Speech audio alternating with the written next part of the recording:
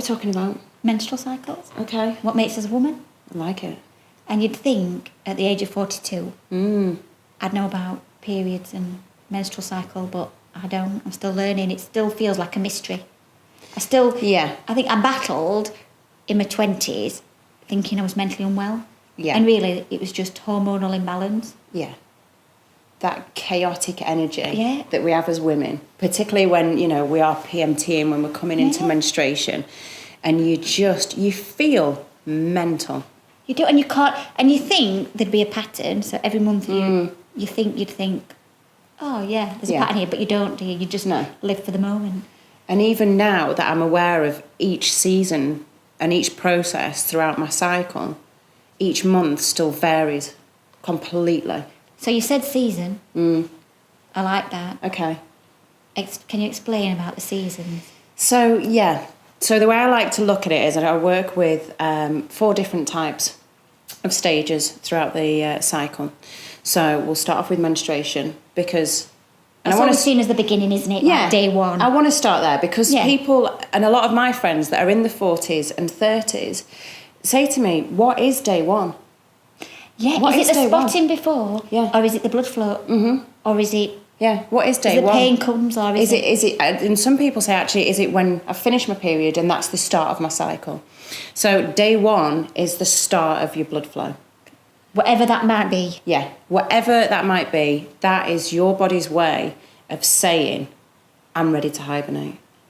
So, like I said, we'll start off and we'll look at seasons. And so we're going to say that menstruation is like winter.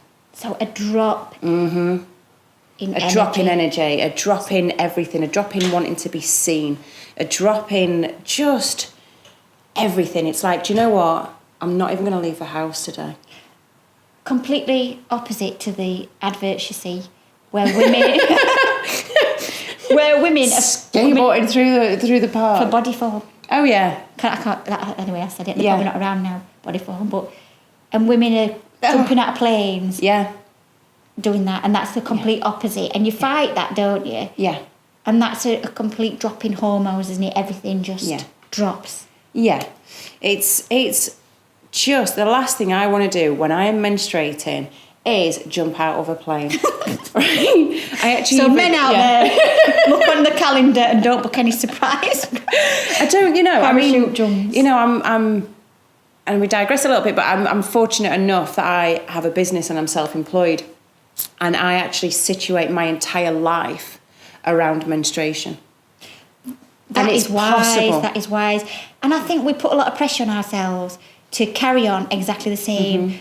Maybe to compare ourselves to men who just carry on all the time. And why can't I do that? Climb a mountain on day one and should be able to do that.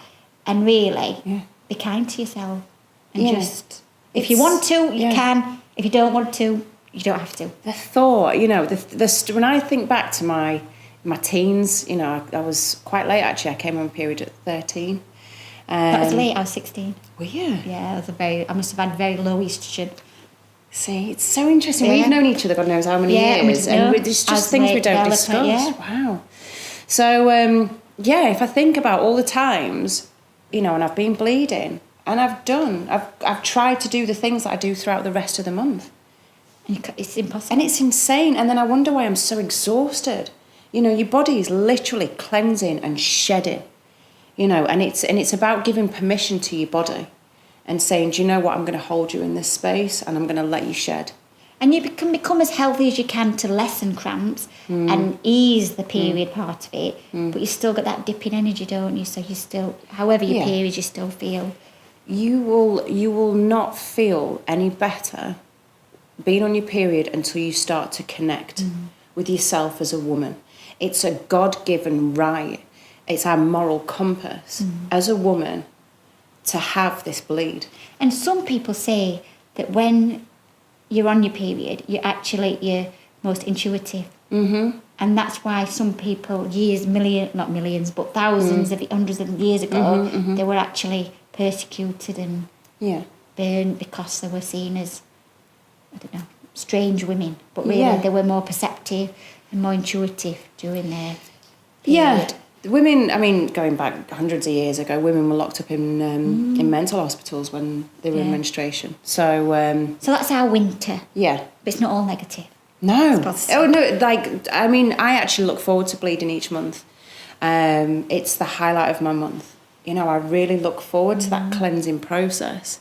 And it was funny, I was discussing with some friends yesterday about being a woman and about having that gift to actually drop into yourself, to come into your intuition.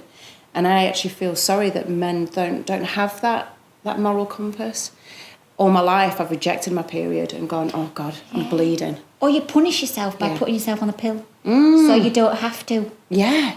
And that, with the synthetic hormones kind of robbing you of all your protective hormones, is the worst thing you could do. Yeah. But you almost punish yourself, don't you? And say, oh, I don't want that. And that's... Which creates a disconnection from your womb, from everything that you are as a woman. And if you think about your womb, and if you're telling her how much she's hated, how much she's not wanted, of course she's not going to work with you. So, you know, I myself, this time last year, was suffering 14-day periods. You know, I was bleeding constantly for 14 days. It's a lot. You can't win your body, can you? No. And being on the copper coil, and through doing this work, understanding my menstrual cycle, connecting with my womb, my periods are now a day long. I literally blink, bleed, and I'm done. That's it, and your body, because it's in such a state. So after your winter, you're then going to come into your Spring, which is pre-ovulation. So come day 7, you'll notice a sudden peak in energy, a bit more clarity, the want to be seen. You know, you'll suddenly start going, oh, actually, I miss speaking to my friends. You know, you'll maybe send a couple more texts and be like, oh, hi. And you'll start to literally, if you imagine it, you know, start creeping out and being like, oh, hi. So... And that's a surge in estrogen, isn't it? So So the it's gradually hormones from your up, pituitary gland are sending sort of hormones to your follicles and also to your ovaries to produce estrogen to get ready for ovulation, because that's the main reason, isn't it? So, so all that surging hormone is starting at spring. So, and throughout spring, again, but remember to tread quite carefully. You know, you've just been in winter. Make sure you're nourishing your body. Make sure you're eating the right things. Make sure, you know, you are doing a lot of self-care routines. Tread carefully. At this point, still stay off the caffeine as much as you can. And don't do too much. And Just, you know, it's easy to go like, ooh, you know, I'm done with my period. That's it. I can get back to normal. But that's not the case. Just tread lightly. So, spring's quite nice because it's a bit of an awakening. And when you thought you were kind of mentally unwell during the latter half, you suddenly go, oh, I can't be that bad. Oh, actually, and there's clarity and there's thought process that you're like, why was that so difficult? And your husband or partner's probably going, I ain't got a clue. Anyway. So, and now you're in spring and you're preparing for ovulation. Yeah. Which is known as our summer season. Mm-hmm.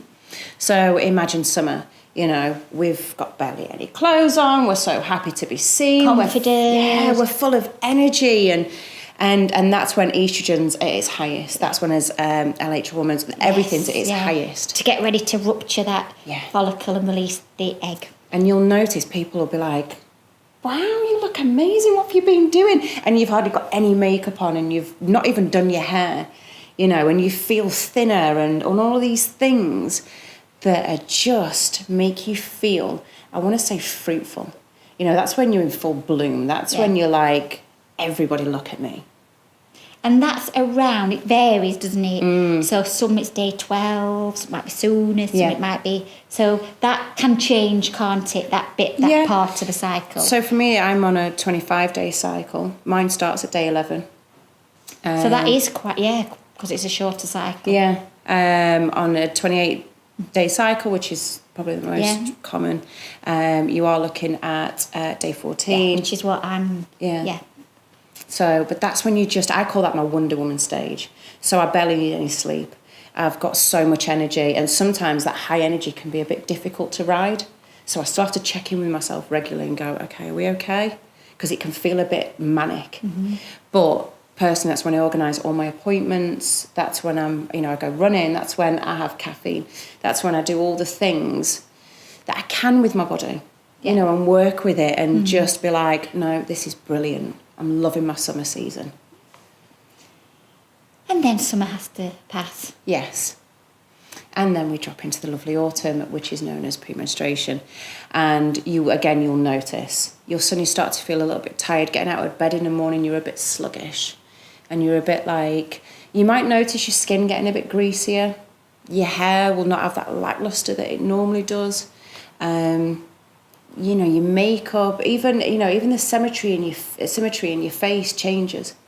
Little subtle changes, and you'll start to retain water at this point as well. And again, that's a dip in estrogen. Yeah. So that's being pushed to release the egg. Yeah. Dip in estrogen. But ideally, then you should get your progesterone. Yeah. Peaking over the top of your estrogen. Mm-hmm. But as I am now well over 35, yeah, I don't always ovulate. Yeah. Or if I do ovulate, the follicle that's left doesn't produce as much progesterone, which will leave me with, so it should be kind of estrogen up and down with your progesterone going over the top.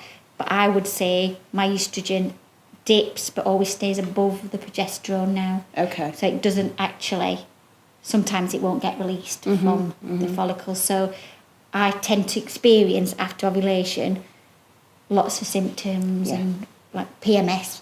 So yeah, let's talk about it. This is the women's time. So let's that's talk about when it. women in 20s and 30s, when everything worked almost perfectly, I probably didn't feel, because everything ticked along and you produced the progesterone and you had the ideal autumn, but then autumn can be the sticking point as you get older, can't it? Yeah. I think. And it's just, I find myself, because that's when I suddenly have that sudden change, and I'm enjoying this high energy, and it's a resistance to dropping into autumn, that I find it's permission. Checking in with yourself every single day and going, how am I feeling? What do I need? That's the biggest question, because if you don't know what you need, you're not even able to ask for what you need of somebody else, particularly your partner. You're about to drop into that chaotic stage where the tears, you'll feel more emotional and you'll feel out of control. And you've gone high. And you'll think something's wrong with you. And it isn't. There's nothing wrong with us at all. We're just women dealing with a cycle, and the cycle isn't just about when we bleed.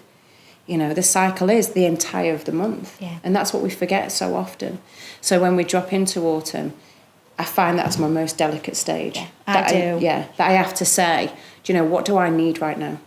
Do I need a red bush tea? Well, at that point, I can't drink. I will not drink caffeine. No.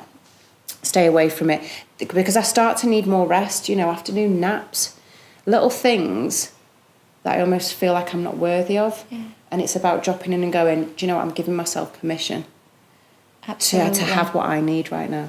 And I think as we get older, we need to focus on that autumn, because as women don't ovulate as much, or we're taking on so many external hormone disruptors that alter that part of it, don't they? And I only wish I'd known about it years ago. The makeup that I started wearing at 10, nail varnish, nail remover, hairsprays, all of these stay in your body, damage your follicles.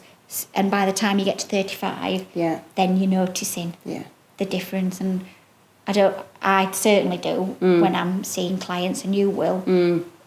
PMS, endometriosis, polycystic ovaries, depression, anxiety, all related to that imbalance in progesterone and estrogen not working right, is rife at the moment. Well, it will be. It just continues, doesn't it? Pesticides, plastics and everything. So I think that autumn is a really important time, not to punish yourself, but then to think, right, I need to try and work on that part. I need to balance hormones, lessen my exposure to estrogen in meats and dairy, try and limit caffeine, everything that can boost estrogen at a time when you don't need it boosting, try and lower. And then there's no food sources of progesterone, but you can boost it in other ways, can't you, by lowering. And I think, it's important, isn't it? Because we see a lot of people with dysfunctional things, and with so that many, part of it. At Holistic Rose, every single woman that I see that comes into me for massage has got some form of issue with a cycle. Some women bleed for 7 days. A lot of people suffer PMS. Acne in adulthood. You know, there's so many issues now. In fact, I can't think of one woman that I know that isn't suffering. You. Yeah. But yeah. Yeah, I will not share, but when Kim filled her questionnaire in, Oh, yeah. hormones, but it's taken you time, hasn't it? Yeah. Kim had not got any significant hormonal imbalance at all on your questionnaire. And I was like, that is dedication and a lot of work. And it can be done. I think you're going from women that have got progesterone deficiency, estrogen excess, imbalances, dominance of estrogen, which can even happen when estrogen's low, if it's out of balance with the others. And it takes time. And you, obviously, credit to you and all the hard work you've done. You've managed to balance them out. But yeah, and but it's about finding yourself in a place where you can give yourself permission. That's the one thing I want to say. You know, if you can't give yourself permission, ring a girlfriend that, you know, you can say, I'm struggling today. Can you give me the permission to just drop into myself? And see the seasons. I know when I first started my periods, and if you did, they gave you a little book and you put day 1. And it was all on numbers, but it didn't mean anything to me. So it was like day 1 and I always remembered to put day 1 on, mark off when I was bleeding, and then day 28. And they were the only 2 numbers that I ever remembered. And I think the season's a nice way of seeing it, because I spent years thinking I'd got some mental illness and of anxiety, depression, mood swings, irritability. Tried lots of different medication, and actually it's probably just the hormones and the cycle. And fighting against it for 20 years. And I think a lot of women might relate to that. I think it's the fighting against it, and just understanding that we are women. And that, you know, so we're in autumn and we're about to drop into winter. But I find in winter there is a definite permission that you have no problem saying, leave me alone. I don't want to be seen. You know, all I want to do is stay at home, and I just want to be in my own company, and I just want to bleed. You know, I find that it's the easiest time throughout my cycle. Could talk for hours about cycles. Oh, I love it. We've learned lots.